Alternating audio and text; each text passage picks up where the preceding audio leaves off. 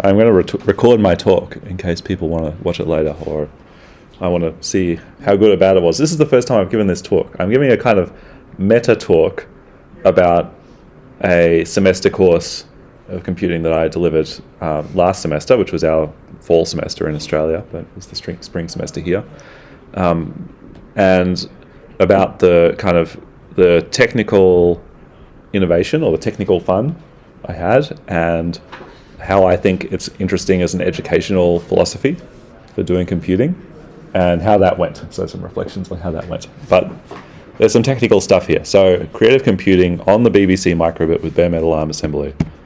Let's go. In Australia, academics have a habit of acknowledging our relationship or fraught relationship with First Nations people, and how country in Australia is owned by traditional owners as well as colonial owners. So this is a reflection on Canberra, where I'm from. This is a picture from near my house. Canberra is called the Bush capital, and you can see our parliament is here. It's hard to see on this screen, but there's a big flagpole and a hill that's made of a building. My house is down here somewhere, and on the other side of this mountain, Black Mountain, is where I work, the Australian National University. But I just wanted to illustrate that Australia is a beautiful place. So please come and visit if you're interested. And Canberra is traditionally owned by Aboriginal people called the Ngunnawal and Ngambri peoples. And you also have mountains. We have we've got a few mountains, not a huge number of mountains. What's the idea here? The idea is to teach second year computing by coding in ARM assembly on real hardware. So we're talking about something similar to the course that folks in this group teach, called 2060 here, IN 2060. We call it Comp 2300. So a similar second year course. There's lots of different ways of teaching 2300 and 2060 courses around the world, and people have different focuses on hardware or on systems or on program execution. And so I'm suggesting one way of doing that. I'm not trying to say that any other way is wrong. But the goal with the way that I wanted to teach it was to do the entire course in ARM assembly and give students a really transformational experience of doing quite a significant amount of coding in assembly and running code right on the metal of a CPU with no guardrails, and writing quite interesting bits of software. And the TLDR version of this talk is, can the students do it? Yes, they can, because the students are clever, and students often meet expectations we give them, even if they're high, if we give really good scaffolding to help them. So what's the hardware here? This is the hardware that I chose to use in this course for this year. It's a microcontroller board called the Microbit, manufactured sort of in collaboration with BBC, the national broadcaster in England. And weren't you saying that the first computer you used was a BBC Acorn? Yeah. Second computer. The second computer that Yim used as a young person was the BBC Acorn. I guess I don't know when that came out. I won't guess, but the a long time ago, early 80s maybe. Yeah, very early 80s. Was that a 6502 computer? I think it might be. Yeah, I think so. Yeah. So this is a modern imagining of a cheap computer that you can give out to every single student. They give these out in primary schools in the UK, and the people that I buy them from in bulk are confused that I'm buying them to give them to tertiary students in a university, but I explain to them that we do hard things. The cool thing about the Microbit is that it's a microcontroller board, in some ways similar to something like an Arduino, but it's got a lot of peripherals and features built right on the board. So you can make a cool project with this board without having to do any other electronics. And I don't teach electronics students. I don't teach engineers exactly. I teach computer scientists. So the engineers have their own course and they've already done some electronics. I don't assume that my students know anything about electronics. It's got a couple of buttons. It's got this little LED matrix. It's got a little edge connector with some analog and digital I/O on it. It has these connectors here with a little loop, and you can maybe loop conductive thread around it, or just like dangle a paperclip or something if you want to make a quick connection and you don't have a soldering iron or a card edge connector breadboard. You can use the logo as a touch sensor. It's got a microphone on the back. It's got a big speaker. The biggest part is the speaker, not the CPU. Then over here is the main microcontroller, which is a Nordic semiconductor, I guess designed around here somewhere. Nordic's in Trondheim, right? Trondheim, Yeah. So our colleagues at Nordic, who are very good people, are working on that. There's another MCU, another Nordic MCU for the USB controller, and it also has a movement sensor, inertial measurement unit down there, a cheap one, but it works. So it's got a lot of stuff on the board, unlike an Arduino, right, where you would have to buy a kit and plug things in. So it's a different kind of arrangement. So what does a minimal example look like? Very sorry about the contrast. You can write, what is the least amount of code you can write to make a program work on this microbit?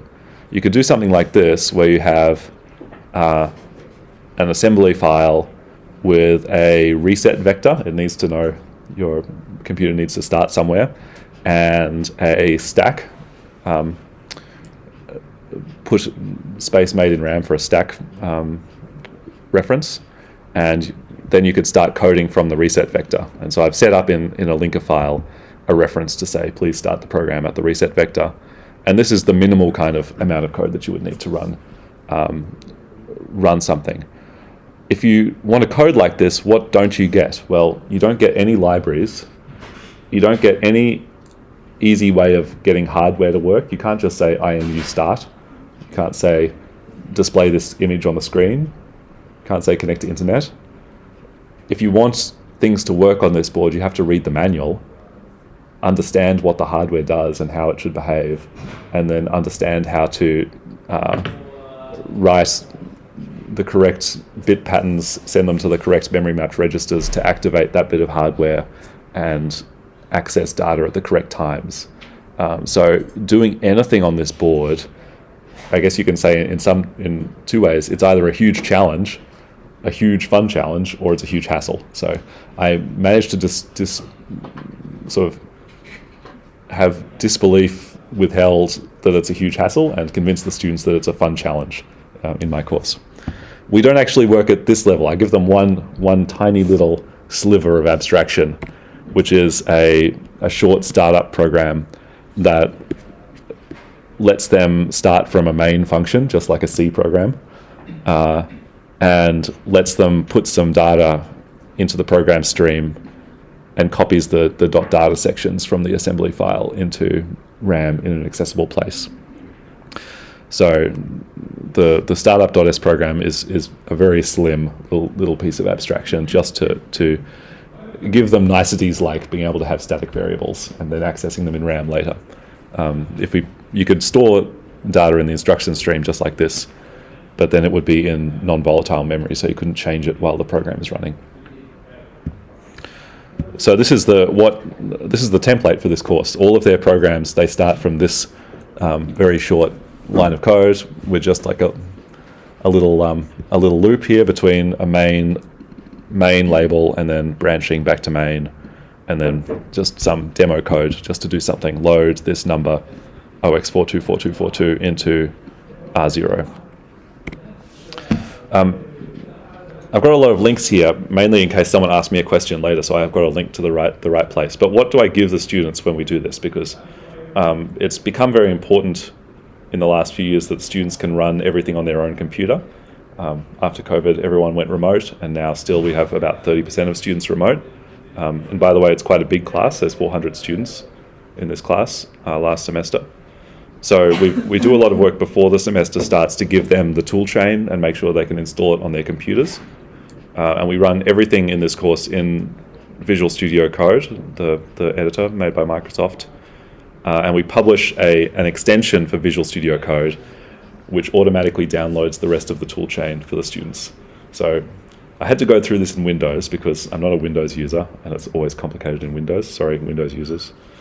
The minimum the students have to install is Git, and then I think Git, the Windows version of Git comes with Make. Is that right? Yeah, so they just have to install Git, and then they've got Make as well, because they need to have Make installed on their computer. So we've got this tool chain that the first time they load up one of our programs, one of our templates in VS Code, our extension automatically downloads the embedded GCC toolchain called none EABI, and also downloads a program called OpenOCD. That's an on-chip debugger, so it allows them to flash the board over USB and do debugging in VS Code. And it also downloads a CPU emulator that one of my group teachers designed. He accidentally designed a CPU emulator as his job interview. Like, he sent that to me when he was applying to be a group teacher. I was like, "You're hired."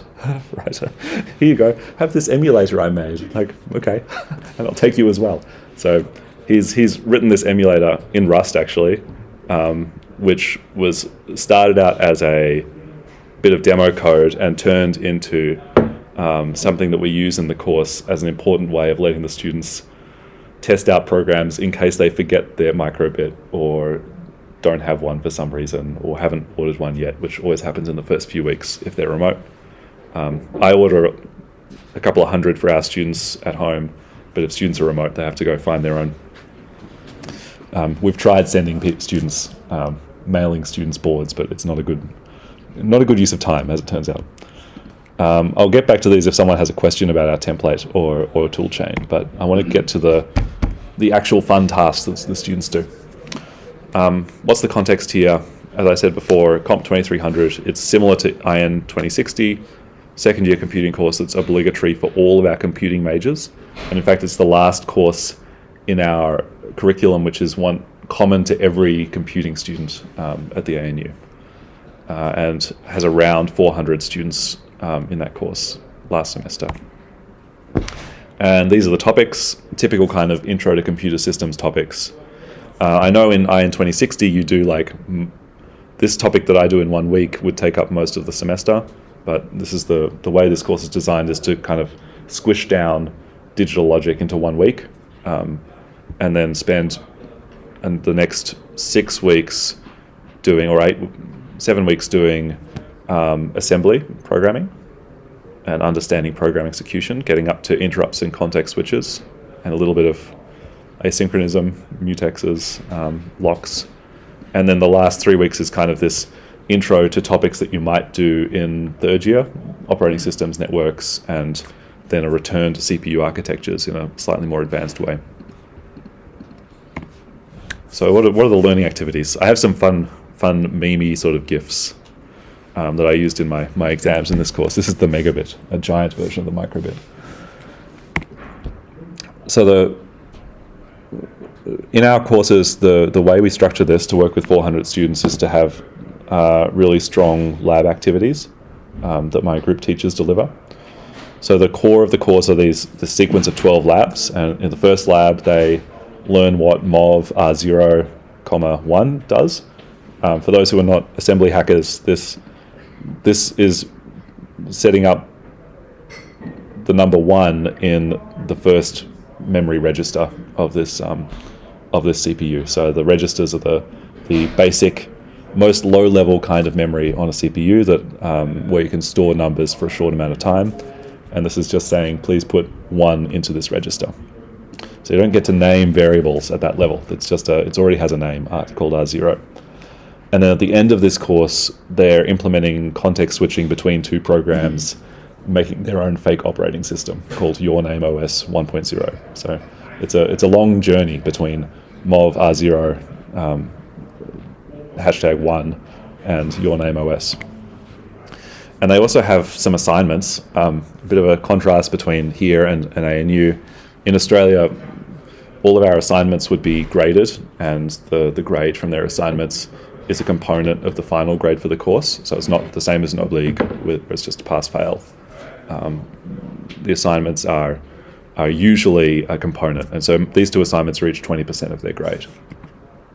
So what are these assignments? They're creative, open-ended assignments, a bit different than the assignments they do in first year, which tend to have, like, satisfy these unit tests for a lot of different parts. I like to have assignments that are just one big task, and the students can make it as hard as they like.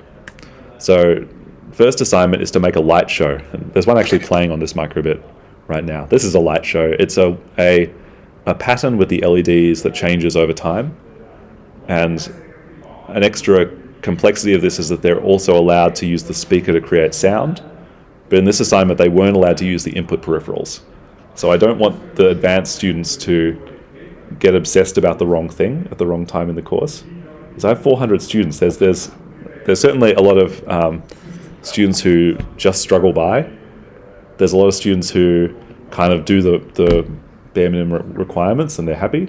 And then there's some students who will just take off in any direction. So I want to make sure that they're taking off in the right direction, not worrying about inputs at this stage. What do people need to do to make a light show with a microbit? This is something I thought about a lot, because we have to scaffold their experience. They need to understand all of the arithmetic and logic operations. So they need to be able to do basic numerical operations like addition and subtraction, so that they can set up a specific number and change that over time, maybe to create a mathematical pattern on the screen. They need memory operations, because the way that you get a light to turn on a microbit is by storing a particular pattern of bits to a memory location contains the controller for the GPIO pins. And they need branching and conditional branching in particular, so that they can make a loop that ends. Because to make a pattern like this, you need to turn on some lights for a short amount of time, turn on a different light for a short amount of time, and know how long that amount of time is. So this is really a programming exercise about making loops through time with controllable time points. And they have to plan that out and put that into their program. It helps if they know how to do functions. So they do study functions before this assignment, but they haven't all got the handle of it. It helps if they're really good at shifting operations, but they're not always really good at shifting operations. And it helps if they have enough reading comprehension to start reading the manual for the MCU.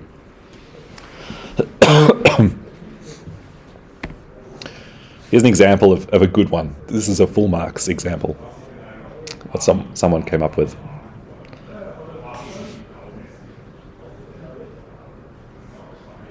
So what makes this one different from this one?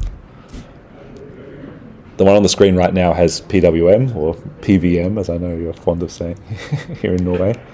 So the student is able to blink the lights really quickly to get them to be dimmer, and has some really advanced use of the matrix display. So all of this display is designed so that there's a GPIO pin for each row and each column. So there's only 10 GPIO pins controlling all 25 LEDs. You have to make one high and one low to turn the GPIO on, the LED on. So it's quite tricky to design this kind of graphic on this display. And then they've gone to the trouble of rendering this little sphere bouncing around, little physics operations. So this person put in a lot of effort to make this little demo. It just goes to show what students do when they're pointing in the right direction and have the capacity to do it. What's the next assignment? So that's light show. I'll get back to a little demo of the sound part of it later, but in the second assignment they have to create a digital pet with the microbit.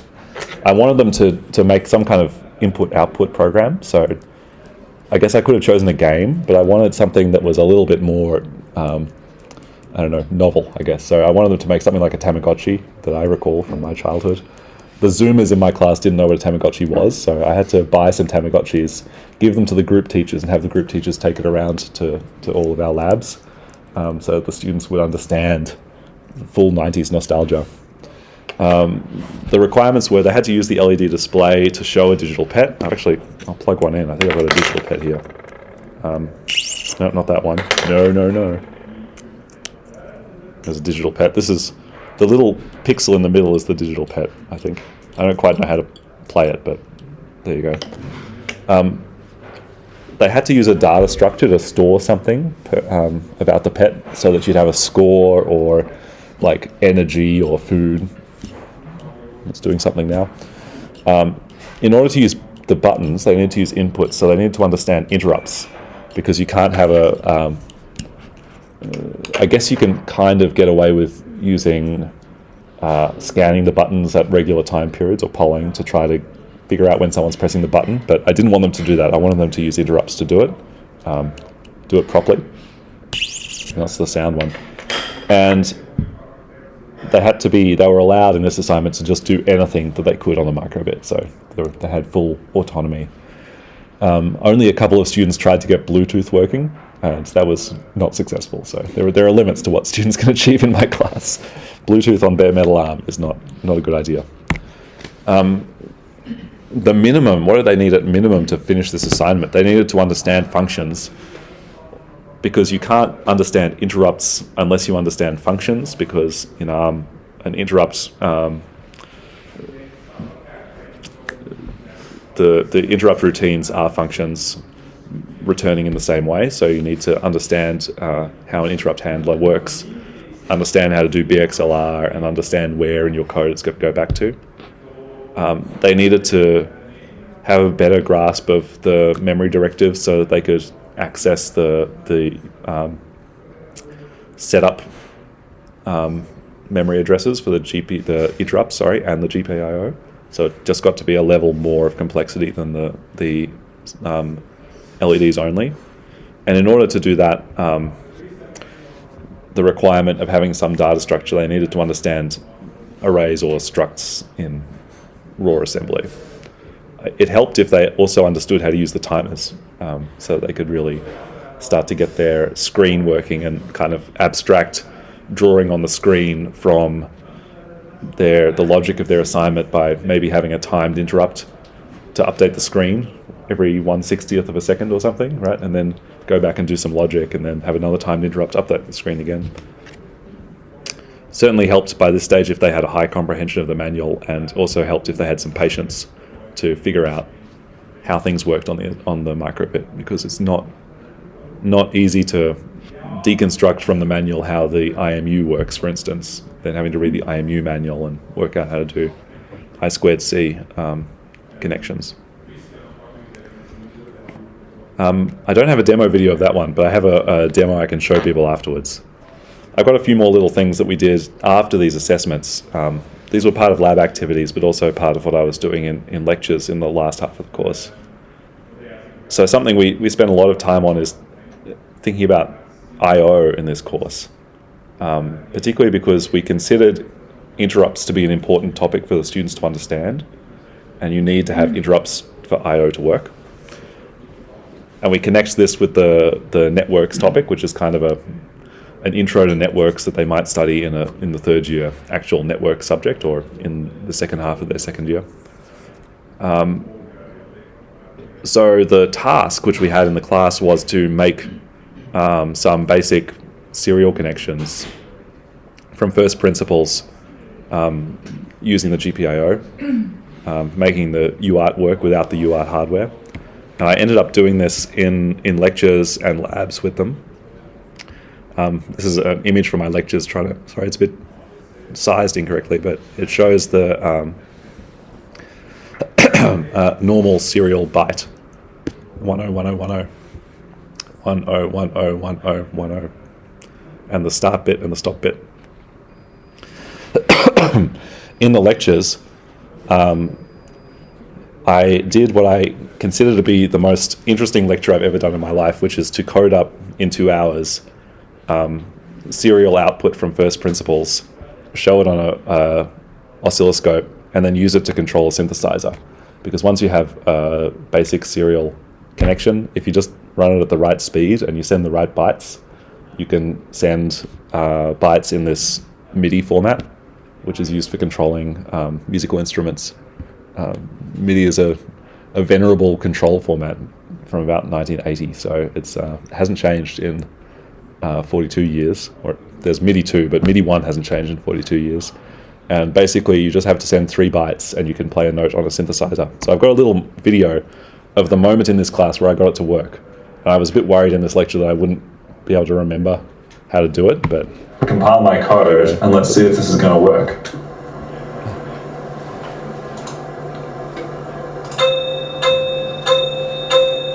It worked. I was even it does it. proud of myself. On the scope. So there's my message, my MIDI message going by, and it's actually 3 bytes all together really quickly, because it's, I'll just get some.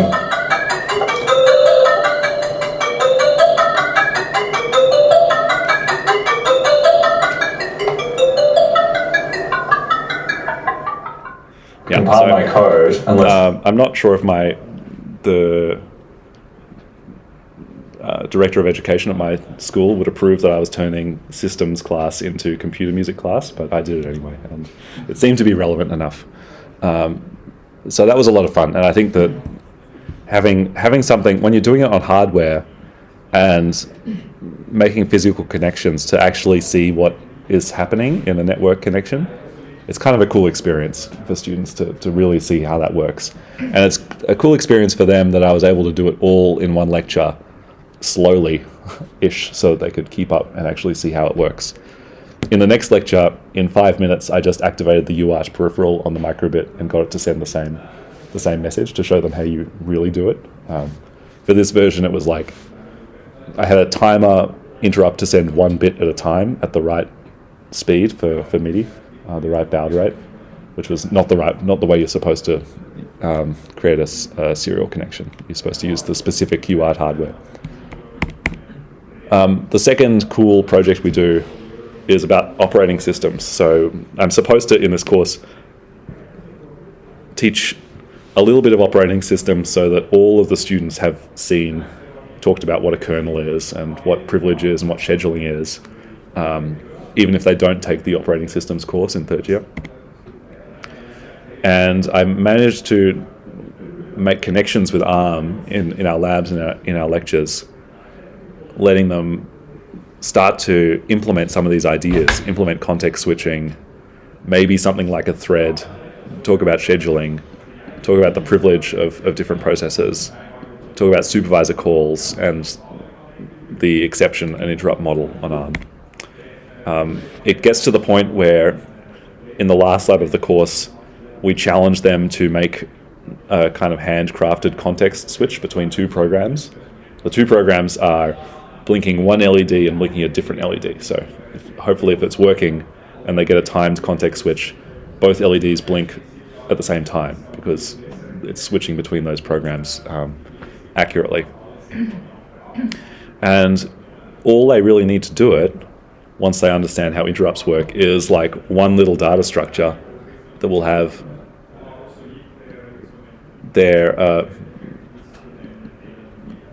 one word to let them know, record which process is supposed to be active, and then one word to record the stack for process 1 and one word to record the stack for process 2.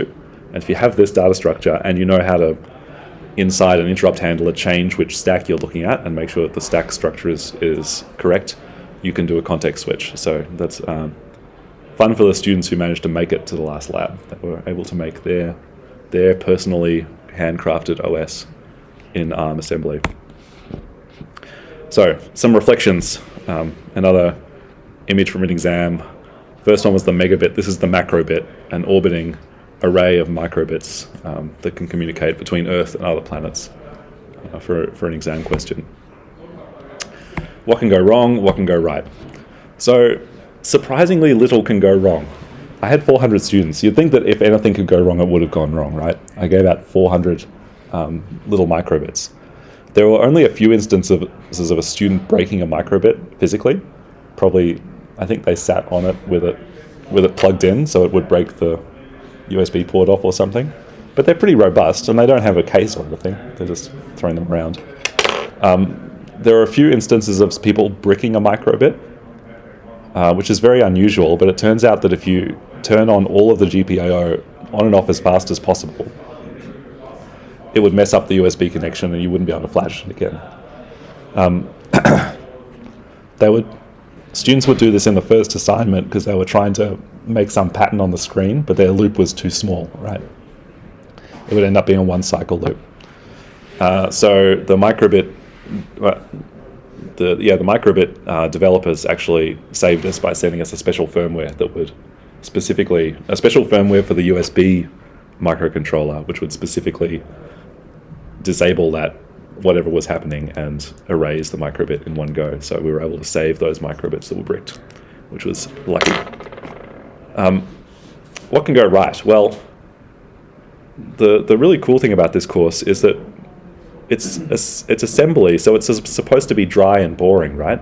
But they're assessments that the students actually want to do, and it leads them to have a really exciting and transformative time. And I keep having people stop me around the university saying, "Oh, it's the best course I've ever done." Wow, I can't believe I enjoyed doing assembly so much, which is not the way it's supposed to work. Assembly is supposed to be boring, but it doesn't have to be boring. It can be exciting. So it's really, really fun and rewarding to see students using something which is understanding that by actually engaging with how the hardware works, they get to understand better how all of their other programming experiences work, because they really know or have a gut feeling about what happens when they do a for loop or set a variable, or if their program crashes. They have this slightly more knowledge about why that's the case, why it's happening. It's not magic spells anymore. It's actually a little mechanism, and they've seen the deep insights. So to finish off, I'm going to make a sound with this one. I'll show you how to make this sound in ARM assembly. So I'll stop the sound.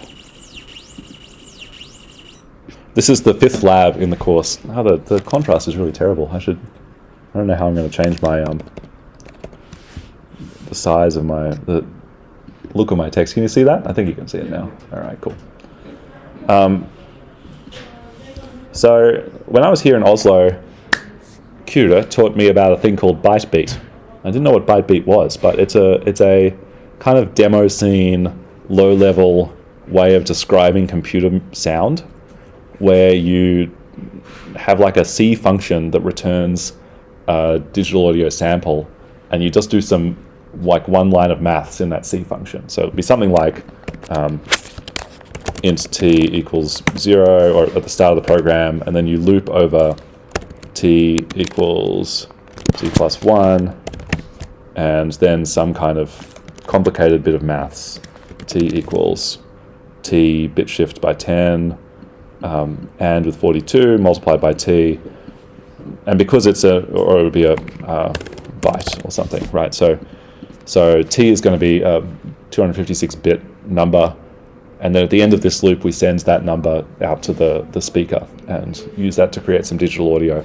So it's relying on the fact that as this t increments up, it will be reduced modulo 256 each time, so it doesn't get too big, and always going to be staying within a certain range. That means that the mathematical operations give you some kind of repeating pattern, which we then hear as sound when those bits are sent to a speaker. So I wanted to do this with my students as well, because there's not enough time in this course to teach them everything about digital signal processing, sadly. I should. I got one of my group teachers, in fact the guy who made the Rust CPU emulator, wrote a little audio library in assembly that will let me run one function, audio play sample, and it will take whatever number is in R0 and put it onto the DAC to come out the speaker. In fact, it puts it in a special memory location, which then is connected by DMA to the DAC.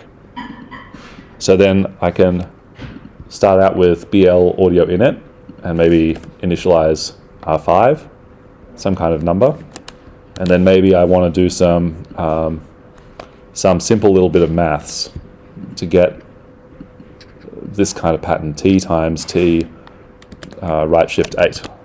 So maybe I'll do the right shift first, logical shift right, LSR. I haven't done assembly in a little while. So the output of that's going to go into R0, the input's going to be R5, and it's going to shift 8 places. And then I'm going to do the multiplication, so mul R0, R0, R5. You don't need to have the R0 twice there, but this is nice. So it's R0 times R5 put into R0. And then I don't need a NOP there. All I need to do is I'll just save push and pop R5, so it's just putting it on the stack while I'm running this this this function, audio play sample, because I'm using good calling convention. I'm a good assembly programmer. I don't know what's in that sample. It might clobber R5, so I want to just put that on the stack while I'm running the function, pop it off afterwards, and then I'll increment it. Add R5.1, fully compliant assembly, no shortcuts here. So let's see if it works. Oops, I'll compile my program again. I guess I can show you stepping through the program to prove that it works. We'll run it first just to see. So that's the full program that describes that sound. So it's this mathematical pattern looping over time, making a cool sound. You can try another one, more complicated one. This is T right shift by 10 places. Logical shift right, R0, R5, 10. And then I'm going to AND it with 42. We'll do and 0, 0, 42, and then I'm going to multiply by t, the same line of code.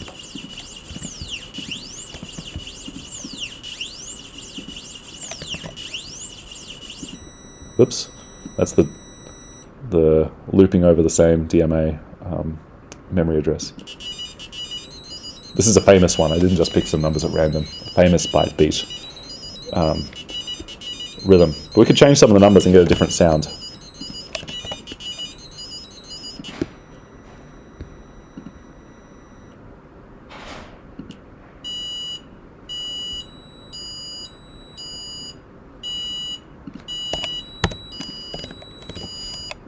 Any requests? I don't think I can answer them.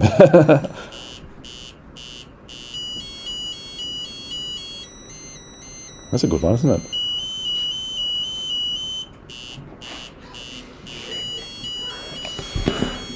There you have it, folks. It's the Charles Show. Any thoughts? I mean, the students, I wasn't in the labs when they did this, but I really wanted to see the look on their faces when they're like, is this music?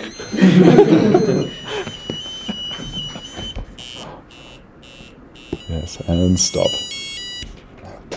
Thanks, folks.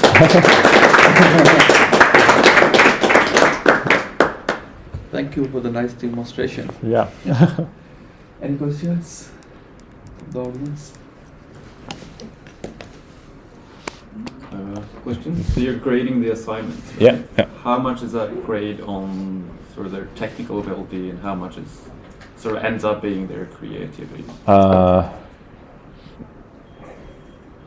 I'm okay with having their creativity sort of a component. Out of 20 marks, 10 is strictly technical sophistication marked on their code. They also have to write an explanation of what they did and how they did it. But that writing part is really focused on like how the program works. It's sort of an anti-plagiarism thing, right? If you've copied someone else's assignment, you can easily copy the code in, but you can't easily write the same a sophisticated text explaining how it should work. So that was, it wasn't really a creative arts assignment because they can do something which is kind of pattern-based or exploring an interesting maths topic or something. But I think I expect them to be able to think in an open-ended way to get a very good mark. To pass the assignment, you don't really have to be very creative. I try to set it up so that the threshold to pass is like one tiny step further than the lab. So if they've done it in the lab, they can get an LED to blink. If they can do anything slightly more sophisticated than that, pass, like 50, no worries. But to get full marks on those assignments, they had to come up with something cool, like that example. Yeah. Is that part of the learning goals of the course, or the open-endedness? The open-endedness isn't. Or is it only sort of the technical? The technical part is. Assembly? Yeah. Where's the learning outcomes for the course? I've updated them since last semester, but come on, courses. This was last year. Well, that was stupid last year. I'll show you the ones now. Describe foundational concepts of computer systems. Explain relationship between high-level languages and assembly languages. Design, construct, and analyze programs. So really the assignment is assessing 1 and 3. Yep. So they have to be able to explain how the computer works in order to make what they did work. Design the program, make it, and then analyze it in their little description. So those 2 learning outcomes are what's measured there. But I think it's like the expectation that they should come up with their own idea is kind of a university level learning outcome. It's not a course level one, I think. So that's where I'm leaning on. Yeah. Yeah. Yeah, I'm eager to follow up on that because it is a recurring topic. Whether we should do grading during the semester, and yeah, I think it's mainly these 2 questions: risk of students that make copy of each other's assignment, and also for the time for doing the correction and grading. So, do you have you got any tools, or are we expecting to have some ideas for tools? Because if we have 400 students, Yeah, certainly. Look, the regulatory environment is different in Australia, so not everything is easily mapped. But we use a tool called MOS for plagiarism detection.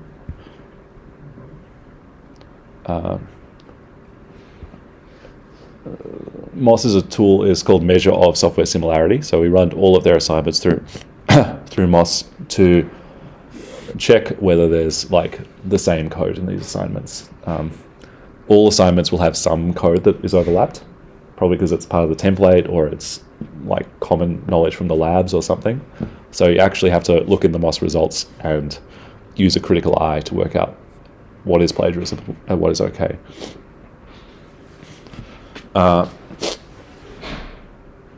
The truth is that it's a big job dealing with plagiarism in 400 student classes, and marking is a big job.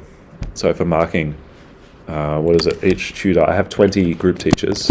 They each take about 8 hours.